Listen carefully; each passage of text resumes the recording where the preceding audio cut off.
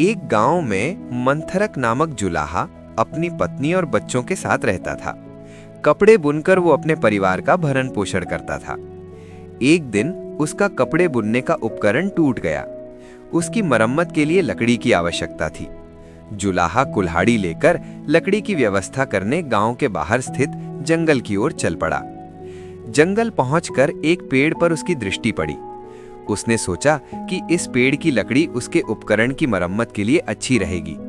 उसने पेड़ काटने के लिए कुल्हाड़ी उठा ली, किंतु जैसे ही वो कुल्हाड़ी चलाने को हुआ, पेड़ पर वास करने वाले एक देव ने उसे रोकते हुए कहा, मैं वर्षों से इस पेड़ पर सुख से निवास कर रहा हूँ। तुम इसे काटकर मेरा सुख नहीं छीन सकते। ऐसा कर तुम भी सुखी नहीं रह पाओगे।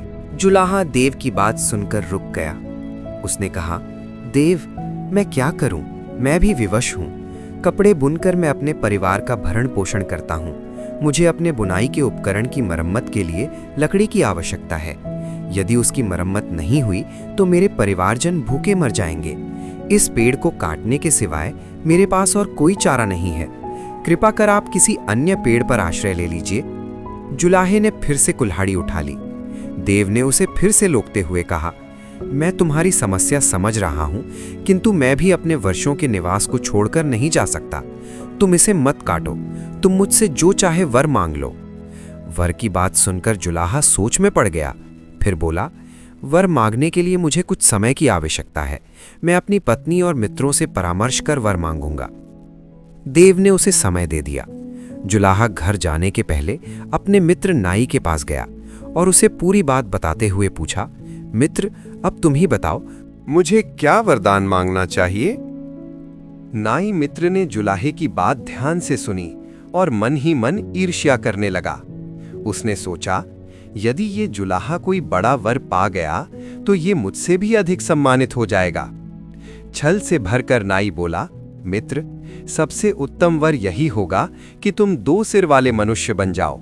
एक सिर से काम करोगे और दूसरे से आराम। दोनों सिरों से खाओगे, सोचोगे, ज्ञान भी दुगुना होगा। गांव में तुम्हारा नाम हो जाएगा। सीधे साधे जुलाहे को नाई की बात बहुत अच्छी लगी।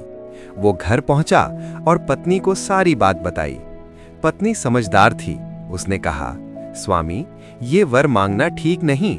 दो सिर होने से लाभ नहीं बल्कि मुसीबत ही बढ़ेगी। दो मुंह होंगे तो भोजन भी दुगुना चाहिए और सोच भी अलग अलग हो सकती है।